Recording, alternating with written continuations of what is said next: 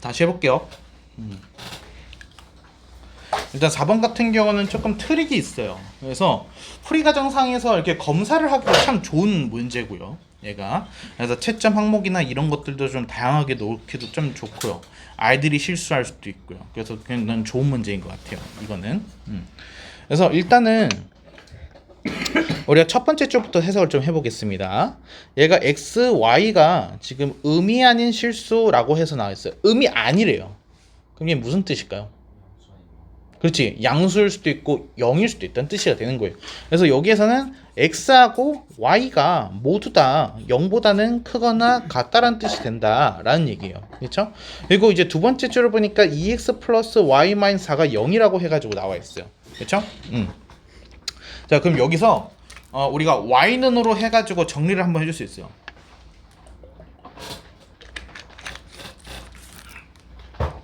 얘가 y는 마이너스 2x 플러스 4가 되는 건데요.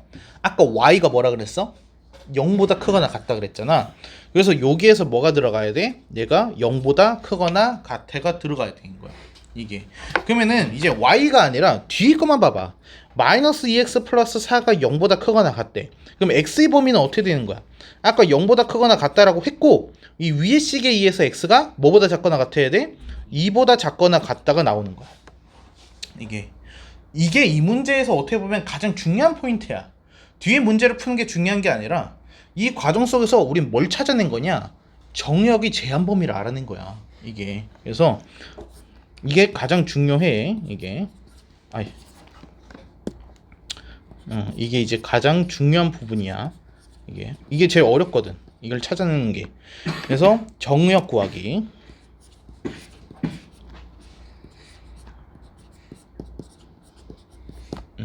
이렇게. 자, 그 다음에 우리가 한 거는 x제곱 마이너스 2y의 최대값을 구하는 게 목적이잖아요. 그쵸? 근데 우리가 알고 있는 범위는 지금 x의 범위거든? y가 아니야. 그럼 y는 어떻게 돼야 돼? 사라져야 돼. 그치? 그래서 여기에다가 뭐를 대입해야 돼? 저 빨간색 y는 마이너스 2x 플러스 4라는 거를 대입을 해서 y를 아예 없애버리는 거야. 얘를. 이해될까? 그러면 얘가 정리를 했을 때 이렇게 돼요. x제곱에 더하기 4x에 마이너스 8이 돼서 이렇게 나오는 거야. 여기까지 했니? 그러면은 얘는 우리가 지금 범위 그래프를 보려고 하는 거니까 표준화를 해줘야겠지. 얘를 완전 제곱식으로 x 플러스 2의 제곱에 마이너스 12 이렇게 해서 되는 거예요. 얘가. 그럼 얘를 이제 우리가 그래프로 바꿔주는 거지. 그치? 근데 그래프로 바꾼다라는 거는 지금 여기까지는 사실 뭐냐면 방정식이에요. 얘가 함수가 아니라 그냥 갑자기. 근데 그래프는 함수 영역이에요. 그래프는 x축과 y축이 있는 거기 때문에 문자가 두 종류가 있어야 돼. 그래야 관계라는 말이 성립이 되거든. 그러니까 지금 y를 우리가 만들어줘야 된다라는 거야. 그래가지고 제가 그 풀이 과정에다가 fx라는 거를 만들어 놓은 거죠. 이게 그래서 쓴 거예요. 얘를 fx는 x 플러스 2의 제곱에 마이너스 10이라고 썼던 이유가 이게 내가 지금 함수 영역으로 바꿔준 거예요. 얘를. 그래서 나는 y는 fx의 그래프를 그리겠다라는 의미인데, 그러면은 얘 꼭지점이 마이너스 2, 마이너스 10이니까 얘 그림 그리게 되면은 이런 식으로 해가지고 그려지는데, 자, 근데 이거 지금 풀이 과정 속에 그래프가 들어가고 있잖아요. 그래서 이게 굉장히 중요한 것 좀 알려드릴게요. 자, 일단은 얘는 x하고 y 사이의 관계인 함수이기 때문에 여기 화살표 끝에다가 x하고 y를 쓰셔야 됩니다. 이게 우리가 서술형에서 가장 감점이 많이 되는 게 어떤 부분이냐면은 학생들이 그래프를 쓸 때 감점을 많이 당해요. 이게 그냥 대충 그림 쓰면은 전부 싹 다 감점 당해요. 이게. 그래서 우리가 중간 풀이 과정 계속 지웠죠. 그게 왜 지웠는지 알아요? 그 중간 풀이 과정 속에서 우리가 혹시라도 실수가 있으면은 그게 감점 요소로 작용이 되기 때문에 그래가지고 그걸 지웠던 거야. 그래서 내가 감점을 안 당하려고 지운 거야. 그치? 근데 얘는 채점 항목이 어디냐? 이 x랑 y가 적혀 있지 않으면 감점이에요. 무슨 말인지 됩니까? 그리고 그림을 그려놨잖아요. 그쵸? 얘의 그림을 그려놓는데 이게 fx라고 하게 되면은 이거는 사실 틀린 거예요. 왜? fx는 다항식이에요. y는 fx가 함수고요. 얘가. 그래서 얘는 fx가 아니라 y는 fx가 되는 거예요. 그래서 이게 함수의 정의를 보면은 저번에 한 거 같은데 기억이 날지 모르겠어. 함수의 정의가 뭐였어요? 함수의 정의가 뭐였지, 동현아? 함수의 정의가 뭐였어? 배운 적 있죠? 없어? 한 번도? 함수? 배운 적 없어? 어, 배웠었어. 중학교 때. 중학교 때 배우는 거야. 고등학교 때가 아니라. 얘가 x의 값에 따라 y 값이 하나씩 대응되는 관계라고 합니다. 이게 중요한 거는 하나씩. 그러니까 x가 y를 선택을 한다는 뜻입니다. f라는 이름의 관계가 있는데 걔는 x가 y를 하나씩 선택을 하는 관계다라는 얘기예요.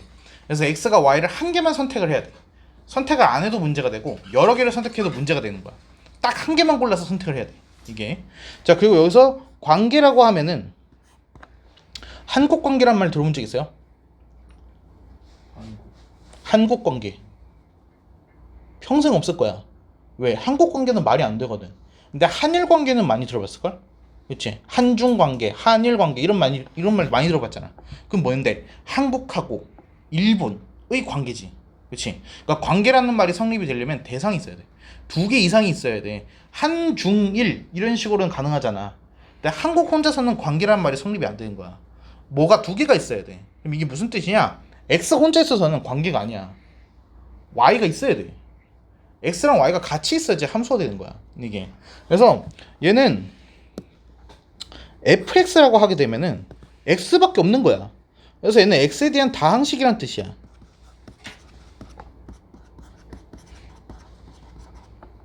근데 y는 fx라고 하게 되면은 x랑 y가 둘 다 있는 거야. 그래서 얘는 함수야. x랑 y 사이 관계를 말하는 거지. x랑 y는 이런 관계가 있어요. 이게 함수야. 무슨 말인지 이해돼? 그러니까 우리가 만약에 위에 그래프에다가 y는을 지우고 fx만 딱 써놓으면은 걔는 다항식이라고. y가 없는 거야. 그러니까 걔는 함수가 될 수 없어. 그래서 y는 fx라고 써야 된다는 거야. 이게 뭔지 알아? 이거 별거 아닌 거 가지고서 내가 뭐라 하는 거 같지? 감점 요소야. 이거 감점 요소야 이거. 그래가지고 내가 지금 말하는 거야. 여기다가 여러분들이 이런 실수 많이 한다고. x제곱 마이너스 2x 플러스 3은 0. 안 된다고. y라고 써야 돼. 무슨 말인지 이해돼? 그래서 y는 fx 이렇게 되어 있을 때 지금 우리가 정역 범위를 구했잖아요. 그쵸? 얘가 0부터 2까지라고 해가지고 나와 있었죠. 그럼 0부터 2까지라고 하게 되면은 얘가 뭐 여기까지 이렇게 해서 나오죠. 이렇게.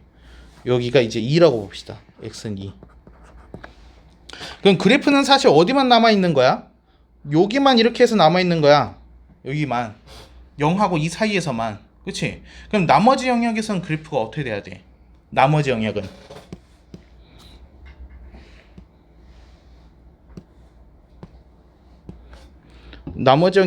이게 점선으로 바뀌어야 돼.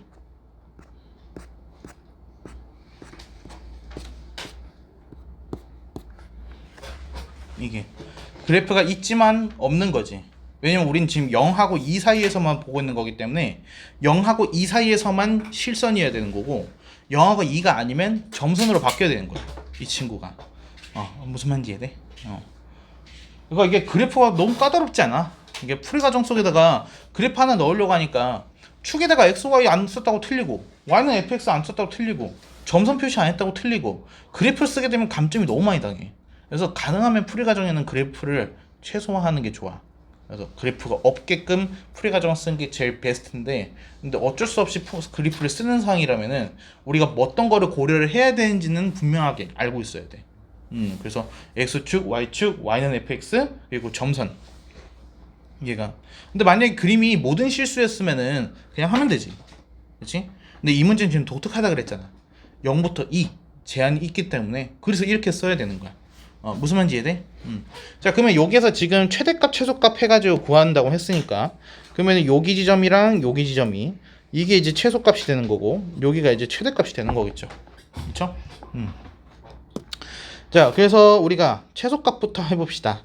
얘가 최소값 m 이렇게. 그래서 m은 x에다가 뭐 넣었을 때 0 넣었을 때 그래서 f0이야. 그래가지고 얘는 마이너스 8이야 라고 쓰면 되는 거죠. 이렇게. 이거를 굳이 또 여기 m에다가 해가지고 뭐랑 막 x는 0일 때의 최소값 이렇게 해가지고 쓸 필요가 없는 거지, 그치? 그리고 이거 좀 조심해야 되는 게 지금 우리는요 문제 속에서 최소값이 소문자 m이라고 해서 그래가지고 지금 내가 소문자 m을 쓴 거거든요. 근데 만약에 문제에서 이 소문자 m 또는 대문자 m을 지정해주지 않았다라면은 이 용어는 쓰면 안 되는 거예요. 무슨 말인지 이해돼요? 문제에서 소문자 m을 먼저 줬어요. 내가 쓴 게 아니라. 그래가지고 이 풀이 과정이 가능한 상태야. 근데 만약에 안 줬으면은 여러분 이렇게 쓸 수 있어요. 만약에 안 썼으면은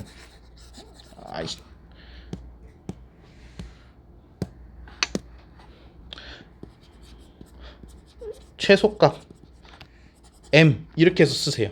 우리가 먼저 풀이 과정에다가 이걸 대놓고 먼저 적는 거예요. 최소값 m 이렇게 해놓고서 x는 0일 때 함수값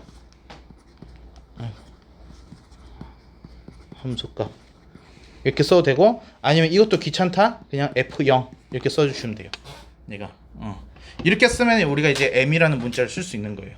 이게 그러니까 굉장히 완벽주의자를 위한 겁니다. 이게 서술형은 쉽지가 않아요. 그래서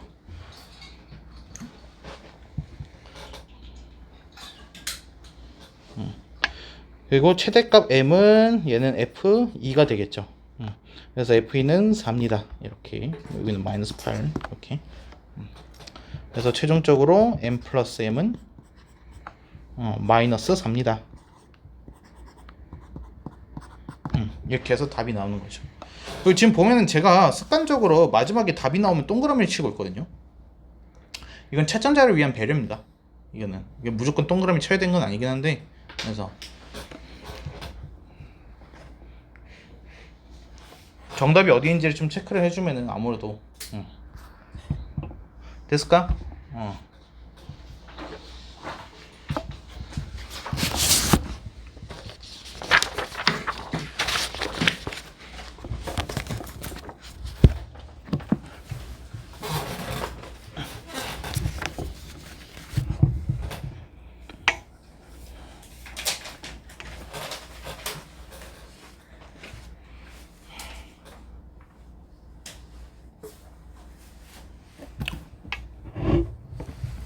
자, 다음에 지금 이 문제에서는 이 첫 번째 등식 얘가 이제 제일 중요한 거죠. 이게.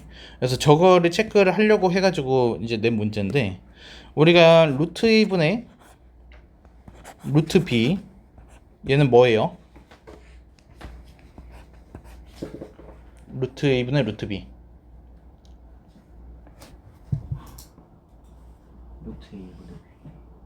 루트 a분의 b라고 해가지고 중학교 때 썼죠, 그렇죠? 근데 중학교 되면서 나중에 뭐 집에 있으면 다시 한번 들여다 보세요. 거기 분명하게 이렇게 써 있어요. a가 0보다 크고 b가 0일 때가 먼저 나오고, 그리고 루트 a분의 루트 b는 루트 ab라고 써져 있어요. 이게 중학교 교과서에 이렇게 써져 있습니다. 왜? 허수 배우기 전이라서 그런 거예요. 근데 지금 우리는 복소수를 배운 상황이기 때문에, 그래서 제가 지금 그런 얘기 없죠. 지금 A, B에 대한 말 전혀 안 했어요. 그리고 나서 얘가 뭐냐고 물어봤다는 거예요. 그럼 얘는 함정인 거지. 얘는 두 가지가 될 수 있어서, 그렇지? 얘는 그냥 루트 A분의 B가 될 수도 있지만은 마이너스를 붙이고서 루트 A분의 B가 될 수도 있다라는 거야. 그만 줘라.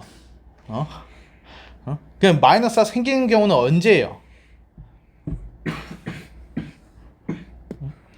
이렇게 마이너스가 생기는 경우는 언제예요? 아니에요. 무조건 누가 음수? 분모가 음수예요. 얘는. 그래서 얘는 A가 0보다 작고 B가 0보다 크거나 같다라고 해요. 근데 왜 등호로 넣었을까요? 사실상 분모는 0이 될 수 없죠. 그러니까 A는 어차피 0이 될 수 없는 친구거든요. 근데 B는 0이 될 수 있단 말이죠. B가 만약에 0이 됐다라면은 걔는 사실 마이너스가 있든 없든 상관이 없어요. 무조건 0이기 때문에. 그렇죠? 그러니까 얘는 등호를 넣어도 되고 안 넣어도 됩니다. 얘는 자, 그래서 얘는 이렇게 생각하시면 돼요. 분모만 음수라고요. 분모만 음수인 경우에서 마이너스가 이렇게 생기는 거죠. 그렇죠? 얘 자매품이 있습니다. 우리가 이제 루트 A, 루트 B라고 해요. 얘는 뭐가 나와요?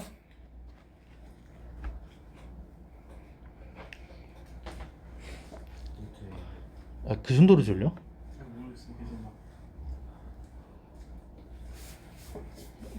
얘는 합해져서 루트 AB가 될 수도 있고 아니면은 마이너스 루트 AB가 될 수도 있어요. 이렇게.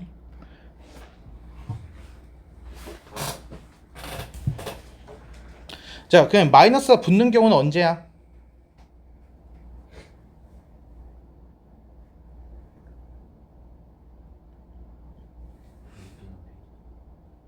A 또는 B? 아니야. 그렇지. 둘 다 음수. 그렇지?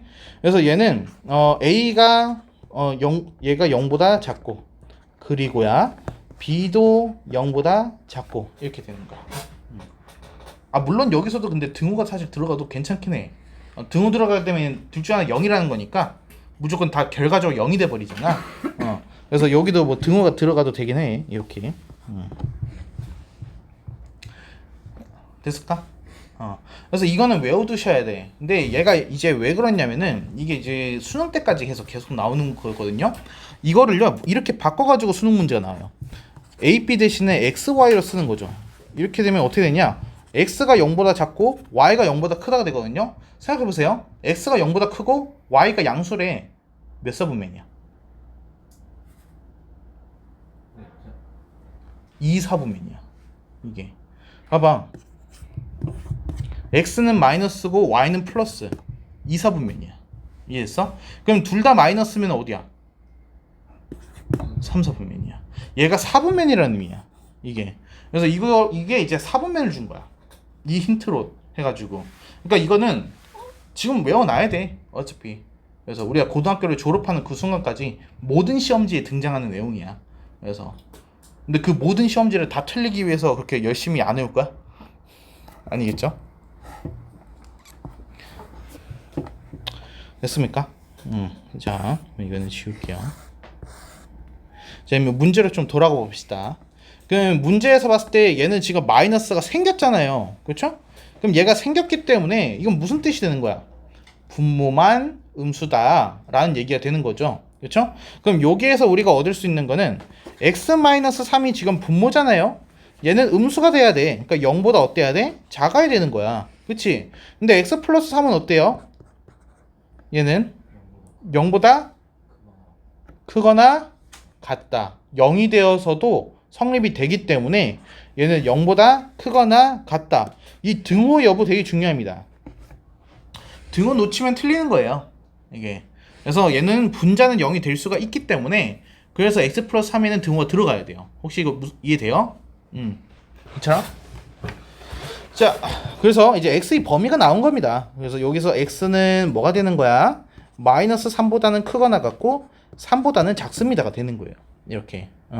자, 그리고 우리가 원하는 거는 y는 2x제곱 마이너스 4x 플러스 5죠.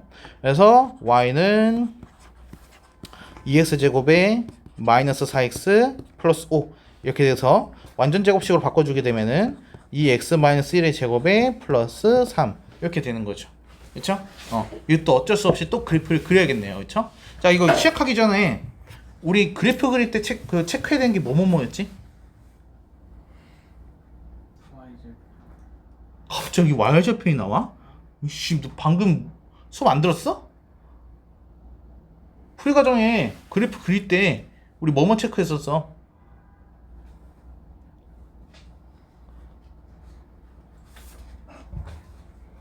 아니, 방금 말이야. 방금 이 문제 할 때 그림 그리면서 얘기했었잖아. 뭐였어?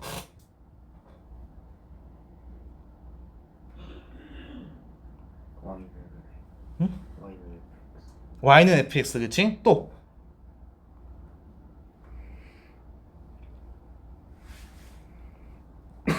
뭐 빼먹지 말라 그랬어? xy 쓰는 거. 축에다가 xy 써야 된다고. 그치? 또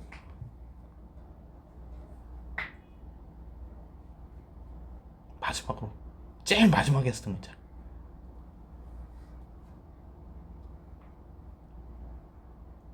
점선.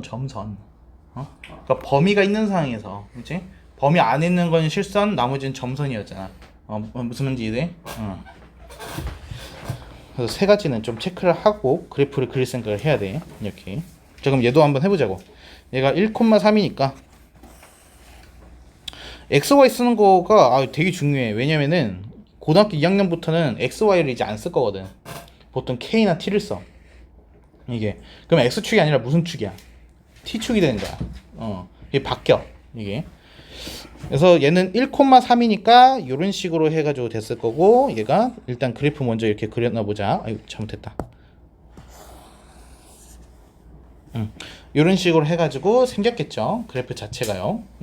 근데 얘가 지금 우리가 체크해야 되는 거, 얘는 X축과 Y축이니까 X 써야 되고 Y 써야 되고, 그치? 그러면 얘가 지금 뭐야? Y는 fx라고 하면은 되는 거지, 그치? 뭐 빼먹은 거 없어? 아니, 점선 말고. 점선은 그 다음에 할 건데 지금 내가 y는 fx를 했거든. 뭐 빼먹은 거 없어?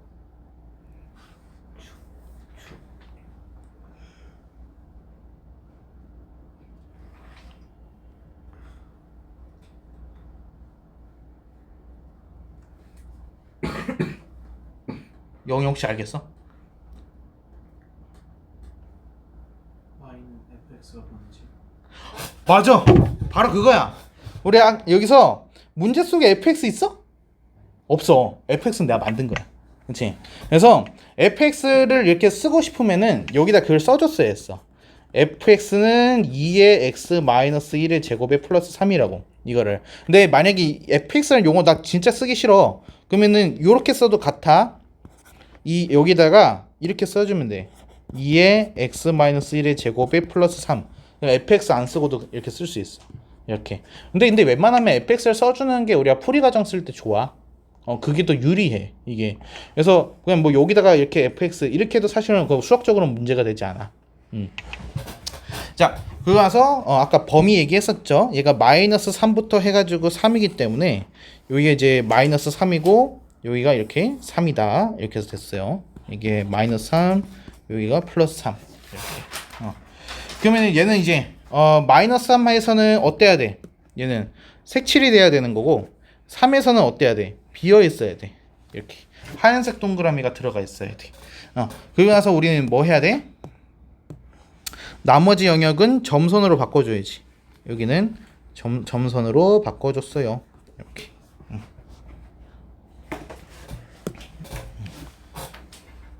고려해야 될 게 좀 많죠, 이게. 자, 그러면은 우리가 원하는 거는 최대값이랑 최소값이에요. 그럼 최소는 어디죠? 그렇죠, 꼭지점에서 최소값이고, 그리고 최대값은 마이너스 3에서가 될 거예요, 그렇죠? 근데 여기에서도 지금 문제가 최대값, 최소값은 구하라고 했는데, 아까 4번이랑은 다르게 소문자 m이랑 대문자 m에 대해서는 말을 안 했어. 그러니까 얘는 우리가 어떻게 해야 돼? 얘를 최대값 하고서 저는 대문자 m을 써줄 거예요. 이렇게. 그럼 최대값은 x에다가 뭐 넣었을 때라고? 마이너스 3일 때잖아. 그래서 마이너스 3 넣었을 때니까 얘가 f의 마이너스 3 최대값이야. f 마이너스 3이 되는 거야. 그래서 얘는 최종적으로 m 값은 뭐가 나와요? 35가 나와요가 되는 거고, 그리고 최소값은 소문자 m이 되는 거고, 얘가 이제 꼭지점이니까 얘는 f1이 되겠죠. 이렇게. 그래서 최소값은 3입니다 라고 해서 쓸 수 있는 거예요. 이렇게. 그래서 이제 최대값 더하기 최소값은 38입니다. 38입니다. 이렇게.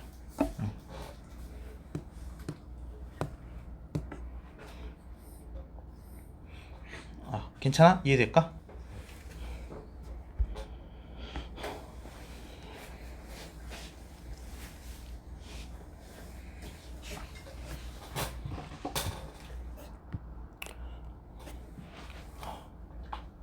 좀 힘들지만 이렇게 지금이라도 하는 게 좋아. 아니면은 내신 대비 갑자기 뭐 3, 4주 전에 이거 갑자기 풀이 과정 쓰는 거 시작한다고 해서 쓸 수 있겠니? 그래서 겨울 방학 때부터 해야 돼. 나도 힘들어. 그래서 자, 6번 해볼게. 자, 3차 방정식이 있어요. 근데 여기서는 1보다 작은 한 근이 있고 1보다 큰 서로 다른 두 개의 실근이 있다라고 해가지고 나와 있네요. 그렇죠? 근데 1보다 작다, 크다를 했죠. 그렇죠? 대소관계가 있어. 그러면 걔는 무조건 실수야. 허그는 내가 대소관계가 불가능하다 그랬죠. 이하이라고 해서 i보다 큰 게 아니라고 그랬어요. 그래서 크다 작다라는 얘기가 나왔다는 것 자체가 애초에 실근이라는 얘기예요. 그래서 얘는 이 3차 방정식은 3차니까 근이 3개가 나왔을 거예요. 그렇죠? 근데 그 중에서 실근이 몇 개가 되는 거야? 1보다 작은 거 하나, 그리고 그거보다 큰 거 2개. 그치? 그러니까 실근만 3개가 나온다라는 거를 문제를 통해서 알 수 있는 거예요. 무슨 말인지 이해됩니까? 근데 여러분 주의해야 되는 게 3차 방정식에서 허근 하나랑 실근 2개인 경우는 없어요. 왜냐면은 3차 방정식이라는 거가 결국에는 1차식 3개로 해가지고 고비돼서 3차 방정식이 되는 거잖아요. 그러니까 우리가 1차 해서 인수분해 안 되면 어떡해요? 라고 물어볼 수는 있어. 근데 그거는 언제냐? 실수의 범위에서야. 실수의 범위에서는 1차 곱하기 2차일 수 있는데 우리가 복수수 범위에서 인수분해를 한다라고 하면은 무조건 1차 가 되는 거예요. 이게. 그러면은 우리는 아까 판별식 D가 0보다 클 때는 서로 다른 두 실근이었고 D가 0일 때는 서로 같은 두 실근이었고 D가 0보다 작으면 서로 다른 두 허근이었잖아. 근데 그러면은 하나의 허근이 있었어? 하나의 허근은 나온 적이 없거든. 그렇지? 근데 실근 중에서는 X값이 2개인 경우랑 X값이 하나인 경우는 있을 수 있었어. 그래서 X값은 실근은 혼자 있을 수 있어. 그래서 실근 1개랑 허근 2개 이건 돼. 근데 실근 2개랑 허근 1개는 말이 안 된다는 얘기야. 허근은 절대 혼자일 리가 없어. 얘가 허근에서 중근은 없거든. 무슨 말인지 돼? 자, 그래서 얘는 일단은 우리가 3차잖아요. 그쵸? 2차 이상인 방정식을 풀 때는 무조건 뭐부터 해야 돼? 이제 스탠드 책상이라도 갖다 줘야 돼? 인수분해? 너 3차 방정식 인수분해 공식 알아? 못 써.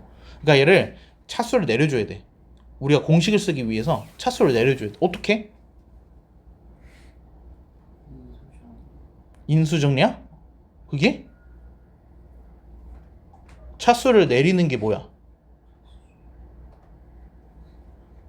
차수를 내려. 몰라? 조리제법이잖아. 조리제법이 용도 자체가 차수를 내린다야. 응?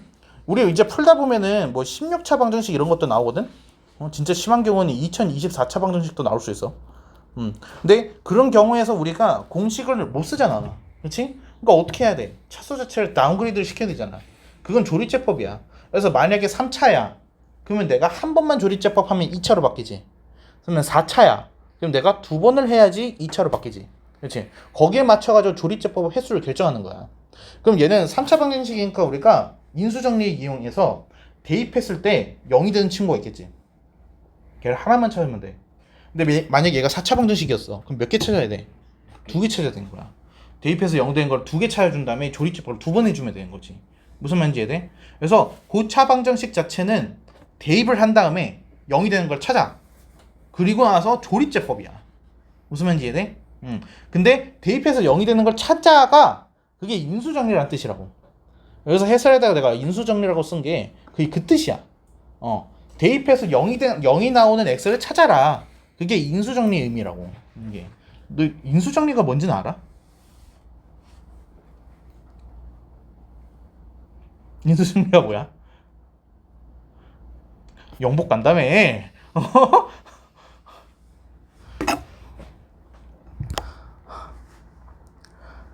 나머지 정리는 알지? 나머지 정리는 알잖아. 그치? 나머지 정리 우리 저번 수업 때 했었는데 기억나나? 나머지 정리에서 내가 아니 또 기억 안 나? 아 제발. 진도로 좀 나가려고 하는데 계속 앞에 걸 기억 못 하고 있어. 어? 나머지 정리가 이제 나누는 식. 이게 몇 차식이면? 1차식일 때. 또 2차 이상일 때였지? 2차 이상인 식일 때. 나누는 식이야. 그러면 1차식일 때 우리 어떻게 했었어? 응? 그렇지. FA는 얼. 그래서 함수값으로 봤었고 2차 이상일 때는 어떻게 한다 그랬어? 검수식이라고 한다 그랬잖아. 얘가. 그래서 검수식이 뭐였어? 뭐 fx는 뭐 x-a의 제곱으로 나눴을 때 몫이 qx고 나머지가 rx입니다. 이렇게 써놓은 게 검수식이야. 얘가. 응? 근데 인수정리는 뭐냐면은 이 나머지 정리가 커다란 틀이야. 그 속에 인수정리가 들어가 있는 거야. 그러니까 인수정리는 나머지 정리 부분 집합이에요. 이게 일부분이에요. 이게. 그래서 인수정리는 뜻이 뭐냐면은 얘는 얼은 0일 때 나머지 정리란 뜻이에요. 근데 보세요. 여기 보세요. 얼이 0이 됐대요. 내가 FA를 넣었는데요. 나머지가 0이 됐대요. 나눠 떨어졌대요. 그렇죠? 그러면 FA가 0이 됐다라는 얘기는 무슨 뜻이냐? X-A를 인수로 갖는다. 이런 뜻이 돼요. 내가 A 넣었을 때 0 됐으니까 얘는 무조건 인수분해했을 때 X-A가 있겠구나. 그 뜻이에요. 그게 인수정리예요. 그래서 우리가 조립했을 때 뭔가를 대입했을 때 0이 나오는 걸 찾는다 그랬죠. 그게 뭐야? FA는 0을 말하는 거 아니에요? A를 넣었더니 0이 나왔네. 그치? 그래서 그 A가 넣었을 때 0이 나왔던 걸 이용해서 얘는 X-A를 인수로 갖겠구나. 그래서 인수라는 말이 나온 거야. 인수 정리. 무슨 말인지 이해돼? 그러니까 이게 개념이 다 연결되는 거야. 그래서 하나도 빼놓으면 안 돼. 이게. 자, 그래서 고차 방정식은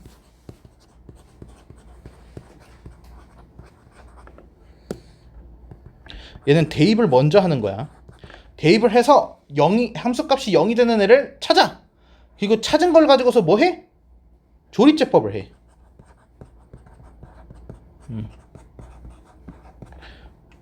조립제법은 왜 하는 건데? 차수를 낮추는 거야. 난이도를 내리는 거지. 얘를.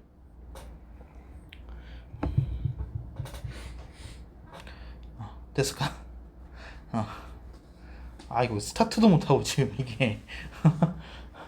자, 그럼 문제 3차 방식 식을 다시 한번 보자. 근데 얘가 3차를 보니까 어때요? X만 있는 게 아니야. K도 있어. 그치? 그러면은 상상을 한번 해봐. X에다가 뭔가를 대입해서 0인 걸 찾아야 되는데 결과적으로 0이 나와야 되는데 그러면 K가 사라져야 된다 뜻이잖아. 그치? 그러면 내가 X에다가 뭐를 넣었을 때 K가 사라질까? 생각하면 되잖아. 그치? X에다 뭐를 넣었을 때 K가 사라져? 마이너스를 넣었을 때 K가 사라져. 마이너스 K 플러스 K가 되니까. 혹시 이거 무슨 말인지 이해돼? 얘가 여기에다가 X 자리에다가 마이너스 1을 대입하게 되면 마이너스 K 플러스 9가 되니까 마이너스 K랑 뒤에 있는 플러스 K가 사라져 버린다고. 그러면 얘는 0이 될 거라고. 내가. 그래서 얘는 얘가 F-1을 하니까 0이 되더라. 마이너스를 넣었더니 딱 0이 되더라. 그러면 얘는 무슨 뜻이야? X 플러스 1을 인수로 갖는다 라는 뜻이 된다고. X 플러스 1을 인수로 갖는다. 그래서 우리가 마이너스를 가지고서 조립제법을 하는 거야. 이게 쓸 게 많지. 이게 그만큼 너희가 여태까지 안 했기 때문에 지금 이렇게 한 번에 하는 거야. 그걸 몰아가지고. 그래서 개수 보게 되면은 1에 마이너스 5에 k 마이너스 9에 k 마이너스 3이네. 지금 조리제법 하려고 하고 있어요. 그리고 얘를 마이너스 1을 가지고서 조리제법을 하겠습니다. 그럼 1이 내려오고 마이너스랑 곱하면 마이너스 1, 곱하면 마이너스 6, 마이너스랑 곱하니까 여긴 6, 여긴 k 마이너스 3, 여기는 3 마이너스 k. 그래가지고 결과적으로 0 나눠 떨어지더라 이렇게 되는 거죠. 그렇죠? 그러면은 여기 1 마이너스 6 k 마이너스 3 얘가 몫이잖아요. 그렇죠? 그래서 fx가 어떻게 되는 겁니까? x 플러스 1을 인수로 갖고 몫으로 해서 x제곱 마이너스 6x 더하기 k 마이너스 3으로 이렇게 인수분해가 된 거죠. 이렇게 됐습니까? 여기까지? 자, 근데 문제 다시 읽어보시면은 1보다 작은 한근 그게 뭐야? 1보다 작은 한근이라는 문제에 그게 마이너스 1인 거야. 지금 우리 찾은 거지. 그렇지? 그러면은 두 번째 줄에 1보다 큰 서로 다른 두 실근은 어디서 나오는 거야? 그렇지. 지금 여기서 나온 거야. 여기에서 뭐가 나와야 되는 거야? 1보다 큰 서로 다른 두 실근이 나와야 되는 거야. 여기서. 이해했어? 그럼 우리는 이제 fx는 필요 없는 거야. 이 2차식만 알면 되는 거지. 그치? 그래가지고 우리가 쓸 거를 쟤를 gx라고 둔 거야. gx는 x제곱에 마이너스 6x에 더하기 k 마이너스 3. 얘를 이제 gx로 보고서 문제 풀겠다라는 거지. 이해했을까?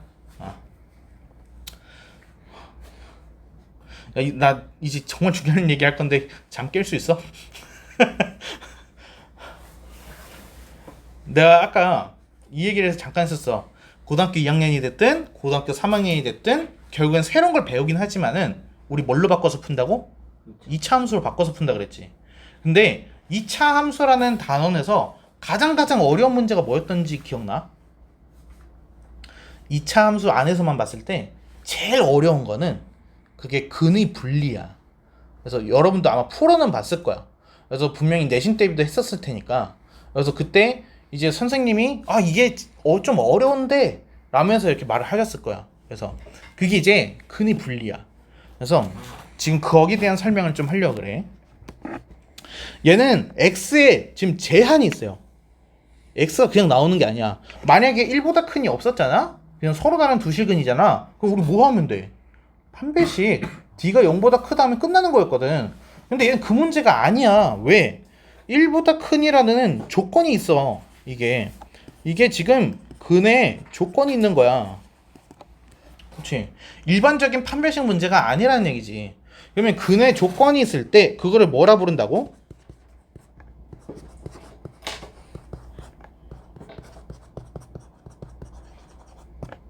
걔를 근의 분리 유형이라고 한다라는 겁니다. 근의 조건이 있다 그랬죠. 1보다 크다가 아닐 수도 있어요.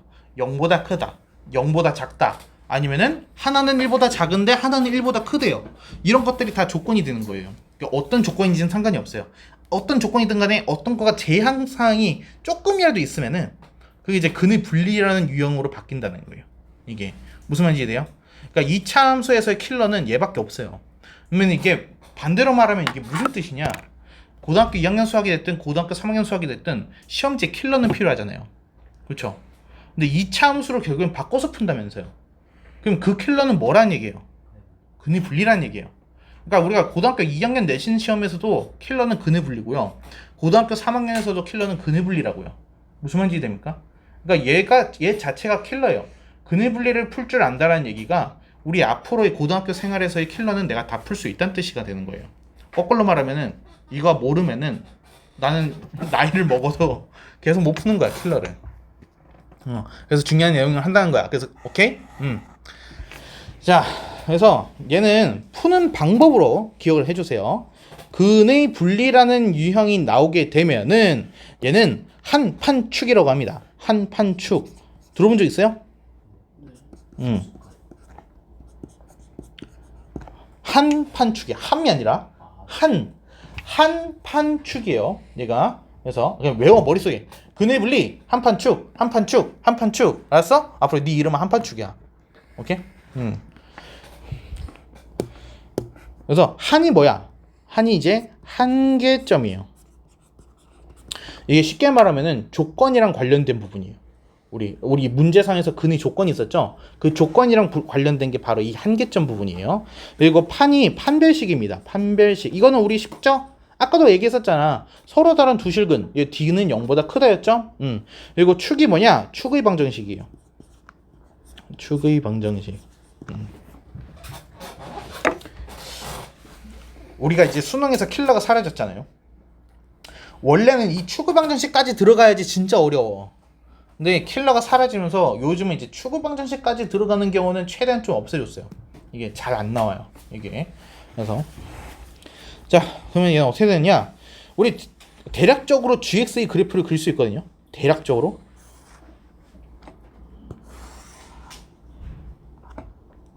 얘가 요런 식으로 해서 이렇게 되는데 아까 또 그래프 나왔네요. 일단 뭐 해야 돼? 축. 얘는 X축. 여기는 Y축. 그렇지? 이 그래프는 누구야? Y는 GX. 그렇죠? 이렇게. 자, 근데 X제곱 마이너스 6X라고 했으니까 얘는 지금 축이 어디예요? 축이 여기가 3이 나와야 돼요. X는 3을 축으로 갖는다. 이건 알 수 있겠죠. 그쵸? 근데 그림을 제가 이렇게 그린 이유가 뭘까요? 얘가 일단 뭐보다 커야 돼요? 저 두 개의 실근이 1보다 큰 게 조건이었잖아요. 그러니까 이 점선이 X는 1이 돼야죠. 얘가 1이 되고 여기가 알파고 여기가 베타다 라고 해야지 알파 베타가 1보다 오른쪽에 있는 거 아닙니까? 무슨 말인지 이해되나요? 여기까지? 네. 자, 그러면 아까 제가 한계점이 뭐라 그랬죠? 우리 조건이랑 관련된 부분이라 그랬죠. 그렇죠? 그러니까 조건은 뭐예요? 1. x는 1. x는 1이랑 관련된 거. 그래서 x는 1과 관련된 곳이 어디입니까? 여기 f1을 말하는 거예요. f1.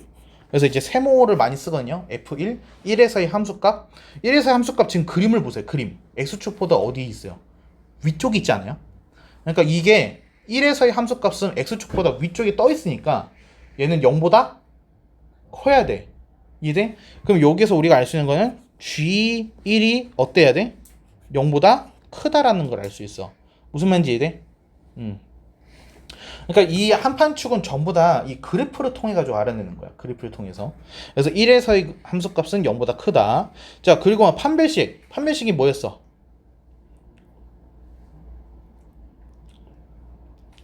판별식. 얘는 지금 뭐야? 서로 다른 두 실근. 그게 뭐야? D가 0보다 크다지. 서로 다른이니까. 이해? 그러니까 지금 그림 보게 되면 알파 베타가 다른 상태로 떨어져 있잖아요. 교점이 두 개잖아요. 그렇죠? 그래서 알파랑 베타를 보니까 어때야 돼? 판별식이 D가 0보다 크다. 이렇게 해서 나와야 돼. 이렇게. 자, 그럼 이제 마지막으로 축만 남았죠. 근데 축이 뭡니까? x는 3. 3은 당연히 1보다 크지 않아요? 그죠? 당연히 크죠? 그러면 고려 안 해도 되는 거야. 근데 문제가요, 만약에 이렇게 나올 수도 있어요. 이 축이 x는 k라고 나왔다고 생각을 해봐요.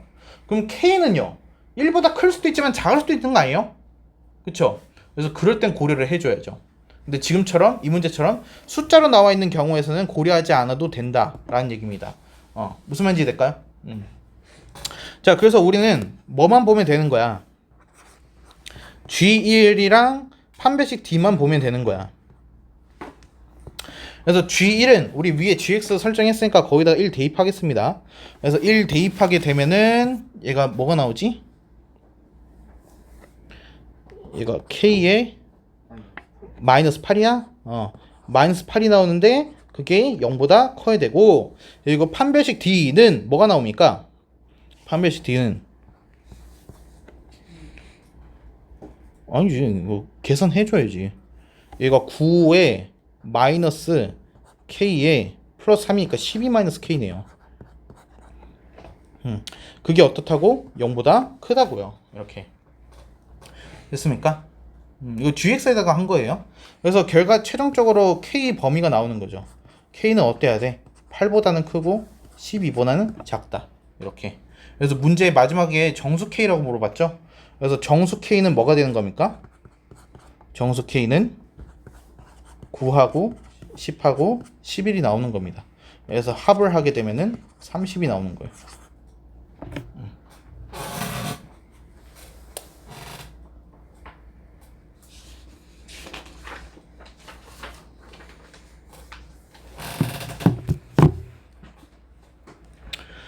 됐을까요? 오케이. 아이고, 꺼버렸다.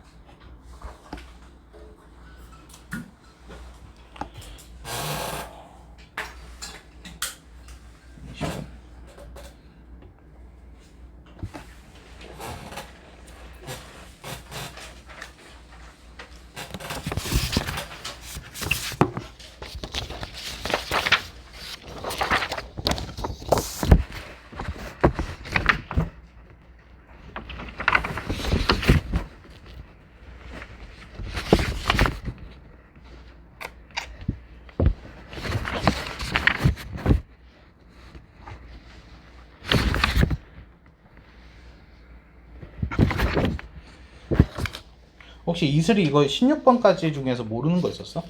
지금 7번부터 16번? 뭐? 많았어. 아, 해설 못 봤었지? 해설 보고 했어? 네. 아, 그런데 모르겠어? 아, 지금 시간이 얼마 없어가지고 모르는 거 뭔지 하려고 그랬지.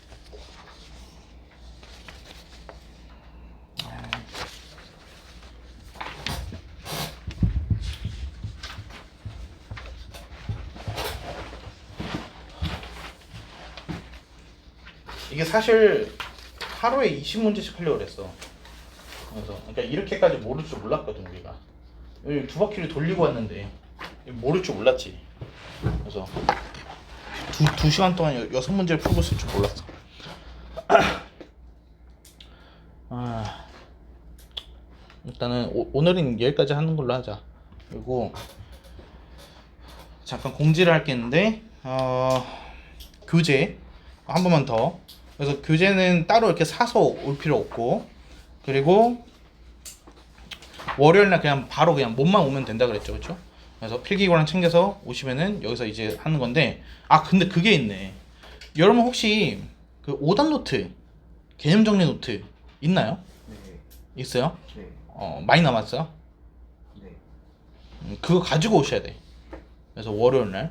그래서 그거 없으면은 여기서 사면 됩니다. 7층에서 사면 돼요. 그래서 사서 그거 가지고 오셔야 되고, 그리고 이제 그날 뭐 오면은 말하겠지만은 그날은 이제 정규 수업으로 해가지고 하는 거고, 공통수학 1부터 해가지고 이제 시작을 할 거예요. 이게. 네, 뭐 지금까지 수업 들어보시면 아시겠지만 쓸 게 많아요. 이게 그래가지고 저는 보통 개념 정리 노트에다 그냥 바로 쓰라고 하는 편이에요. 교재는 최대한 깨끗하게 가고요.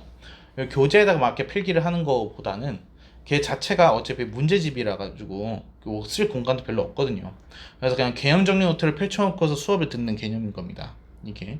그래서 개념 정리 노트에다가 아마 첫 수업이니까 좀 이렇게 개념 같은 것들, 용어의 정의 이런 거 위주로 해가지고 좀 정리하는 시간을 가지고서 제가 교재에서 중요 문항 같은 거 이렇게 좀 풀어줄 거예요. 이렇게.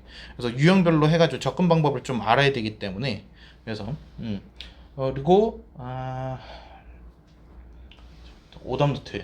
그리고 우리가 다음 본 수업이 들어가게 되면은, 수업이 한번 이루어지게 되면은 거기에 대해서 테스트를 보는 건 아시죠? DT. 그래서 DT가 이제 학원에 오자마자 DT를 보게끔 될 겁니다. 그래서 월요일도 볼지 안 볼지 잘 모르겠어요. 월요일은 제가 좀 회의를 해보고 결정할게요. 그거는. 그래서 오자마자 DT부터 보는 거다라고 하고, DT는 뭐 5문항 정도 보는데, 거기서 이제 제가 오자마자 DT를 보고 그 날의 가장 마지막 타임 때는 DT에 대한 재풀이, 해설이 들어가요. 이게 물론 순서는 조금 바뀔 수 있지만, 그러면은 거기 DT에 대한 것만큼은 오답 노트를 작성하시는 겁니다. 이게 솔직히 우리가 과제에서 틀린 거를 전부 싹 다 오답 노트 하면은 좋은데 양이 너무 많아요. 이게 왜냐면 우리가 과제 자체가 뭐 60문제에서 70문제 정도가 이렇게 해서 한 번 나갈 때 그렇게 나갈 텐데, 이게 거기에서 내가 뭐 모르는 게 뭐 20문제인데 20문제 오답부터 다 쓰라고 하기 때문에 틀린 것도 지금 억울해 죽겠네, 그치? 그러면은 이게 과제량이 이게 감당이 안 돼서 오답부터는 DT에 대한 것만으로 해서 통일을 할게요. 근데 DT는 이제 제가 출제를 하는 건데, DT는 딱 출제 의도가 딱 그거예요. 딴 건 다 까먹어도 이거는 알아야 되는 거. 그래서 반드시 알아야 되는 거. 그런 유형 위주로. 그래서 웬만하면은 수업 시간에서 내가 강조를 했었던 거. 그래서 이거는 중요한 문항이다 얘기를 하면서 제가 수업 시간에 풀어줬었던 그 문항들. 그 문항들을 약간 변형을 해가지고 DT를 출제하는 거기 때문에. 그래서 DT 오답노트는 좀 신경을 쓰셔야 돼요. 이게. 그러니까 어떻게 보면은 우리가 내가 이제 수업 중에 하는 거는 뭐 보고서 따라 이렇게 적는 거라서 뭐 이렇게 한번 적으니까 그래도 머릿속에 조금이라도 남겠죠. 근데 그걸 또 이제 우리가 다시 보질 않아요. 얘가 그렇잖아요. 수업 중에 필기한 거를 다시 보면서 그걸 따로 공부를 한다? 사실 그런 학생은 많지가 않아. 대부분이 과제하는 데 집중을 하잖아. 그래서 그냥 문제 풀고 재풀이하고 얼른 사진 찍어서 보내고 약간 이런 느낌으로 해서 진행이 되는데, 근데 이게 참 문제가 되는 게 제가 이제 솔직히 그 교재에서 처음부터 끝까지 다 풀어주진 못하잖아요. 그럼 제가 수업 중에 풀어준 거는 어떤 문제겠어요? 그 60문제 중에서도 가장 중요한 문항들을 골라가지고 수업 시간에 제가 풀어줬을 거 아니에요. 아니 누구든지 알 수 있는 쉬운 문제 가지고서 수업 시간에 설명 안 했을 거 아니야. 그렇지? 근데 문제는 그거야. 중요한 문항이라서 풀어줬더니 과제할 때는 걔를 딱 빼놓고 푸는 거지. 괜찮아. 수업 중에 내가 풀어준 걸 다시 풀고 있겠냐고요. 응? 지금 당장 풀 게 산더미인데, 그렇지? 그러니까 그래가지고 이게 오히려 수업이 거꾸로 돼. 난 중요하다고 여겨가지고 수업까지 해준 건데 오히려 과제를 하면서 걔가 등한시가 돼가지고 엉뚱한 거에 대한 숙달만 되는 거고 중요한 거에서 놓치는 거야. 그래가지고 그거를 한 번 더 체크하자는 의미로 해서 DT로 다시 한 번 내는 거지. 그래서 DT에 대한 오답노트는 정말 많이 중요한 거예요. 차라리 과제를 안 한 게 나아요. 그래서 오답노트는 신경 써야 돼요. 그러니까 과제 같은 거야 솔직히 좀 밀리고 이렇게 해도 내가 뭐 해서 시간이 좀 부족하고 뭐 해서 10문항 정도 못 풀었다고 봐봐요. 그러면 그냥 다음에 조금 더 풀어오면 되는 거 아니야? 아니면 좀 주말이나 이런 데 껴있으면은 조금 더 시간 여유가 있잖아. 그러니까 오늘 이제 금요일이니까 우리 월요일 날 보잖아. 그러니까 토요일 일요일에는 좀 시간이 있으니까 그때 살짝 밀려있던 거 다시 풀면 되잖아. 그래가지고 나는 과제 자체가 뭐 해서 뭐 5문제 뭐 이렇게 해가지고 뭐 10문제 뭐 2페이지 이렇게 해서 이게 못 풀어왔어요. 난 그거 가지고서는 짜증을 낸 적이 한 번도 없거든. 근데 보면은 오더노트고 뭐고 개념 정리고 뭐고 이게 아무것도 안 돼 있는 상황에서 그냥 보여주기 식으로 그냥 그 딱 봐도 그 과제 숙제한 거만 봐도 그냥 대략적으로 숫자만 이렇게 해서 딱 끄적이다가 마냥 콴다 찍고 이런 식으로 해온 게 딱 티가 나잖아 솔직히. 너 어떻게 그걸 모르겠어. 이게 더군다나 우리 수업 자체는 서술형의 포인트가 맞춰진 수업인데 그냥 대충 숫자 몇 개 끄적여 있고 이게 동그라미로 해가지고 답만 딱 써져 있으면 누가 봐도 뻔한 거 아니겠어? 이게 그럴 바에 그냥 과제를 안 한 게 낫지.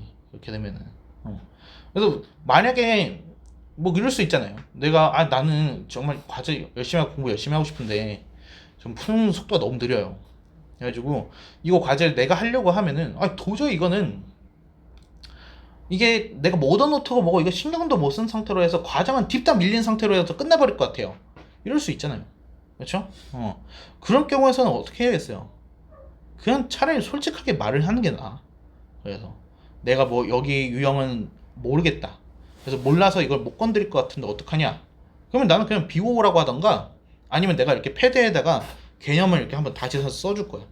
이렇게 손글씨 해설을 이렇게 해가지고 보내주고서 읽고서 한번 해보고 안 되면은 들고 와. 이런 식으로 해서 나는 얘기를 해주는 편이란 말이야. 그러니까 그렇게 얘기하면은 나도 이해되고 그래도 너희도 이거 당당하게 올 수 있잖아. 안 되어 있어도 그렇잖아. 그러니까 서로 윈윈이란 말이야. 이게 그래서 그렇게 해줬으면 좋겠어요. 이거를. 그래서 우리는 양을 추구하면 안 돼. 우리 고기업점제 우리 데뷔할 때는 더군다나 이번이 마지막이잖아. 그렇지? 하는 척하면 안 돼 이번에는.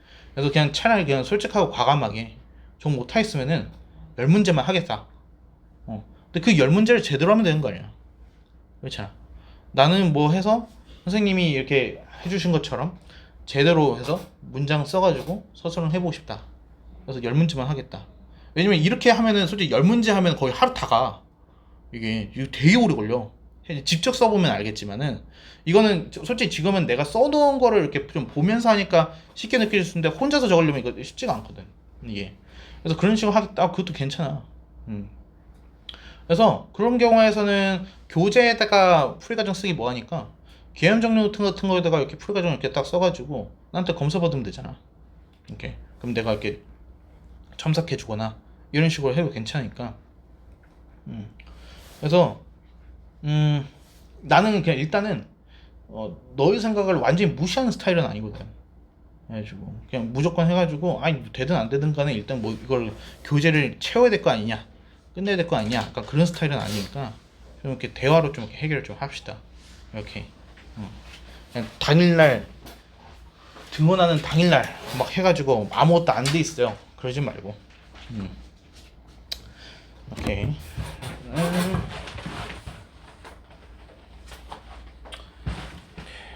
그래서 수업은 여기까지 할게요.